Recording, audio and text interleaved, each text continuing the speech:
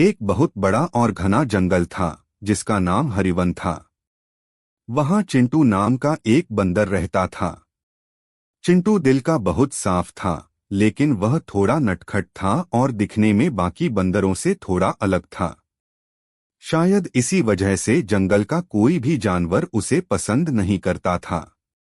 जब भी वह किसी हिरण या खरगोश के पास खेलने जाता, वे मुंह फेर लेते।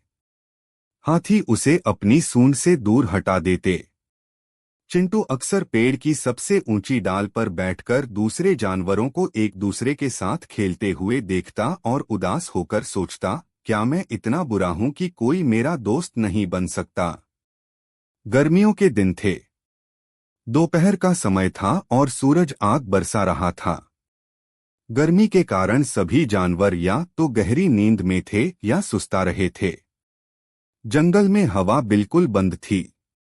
चूंकि चिंटू का कोई दोस्त नहीं था, वह हमेशा की तरह सबसे ऊंचे पेड़ की चोटी पर अकेला बैठा था। अचानक उसने दूर से काला धुआं उठते हुए देखा। देखते ही देखते हवा तेज हो गई और भयानक आग जंगल की तरफ बढ़ने लगी। नीचे सो रहे जानवरों को इस खतरे की बिल्कुल भी खबर नहीं थी। आग इतनी तेज थी कि वह कुछ ही देर में पूरे जंगल को राख बना सकती थी। चिंटू पहले तो डर गया, लेकिन उसने भागने के बजाय सोचा, अगर मैंने इन्हें नहीं जगाया तो ये सब जल जाएंगे। वह बिजली की रफ्तार से पेड़ों से नीचे कूदा। उसने हाथी दादा के कान में जोर से चिल्लाकर उन्हें उठाया। उसने हिरणों के झुंड पर कच्चे आम फेंककर उन्हें जगाया। वह जोर जोर से चिल्लाने लगा, भागो, जागो, जंगल में आग लगी है, नदी की तरफ भागो। जानवर पहले तो चिंटू पर गुस्सा हुए कि वह उनकी नींद खराब कर रहा है, लेकिन जैसे ही उन्होंने धुएं की गंध सूंघी और आग की लपटें देखीं, उनमें भगदड़ मच गई। जानवर घबरा गए और इधर-उधर भागने लगे। तभी चिंटू ने आगे बढ़कर सबको रास्ता दिखाया। क्योंकि वह पेड़ों के ऊपर से रास्ता देख सकता था, उसने सबको सही दिशा बताई। मेरे पीछे आओ, इस तरफ से रास्ता साफ है, चिंटू चिल्लाया। सभी जानवर चिंटू के पीछे भागे।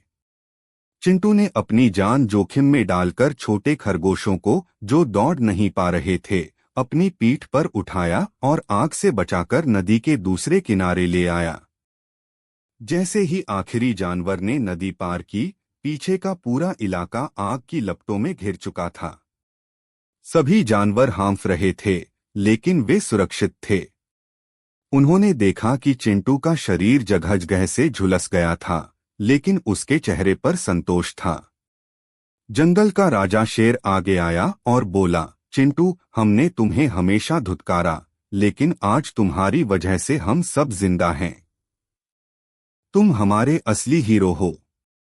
बाकी जानवरों ने भी शर्मिंदगी से सिर झुका लिया और माफी मांगी। उस दिन के बाद से चिंटू अब अकेला नहीं था। अब पूरा जंगल उसका परिवार था और वह सबका सबसे प्यारा दोस्त बन गया।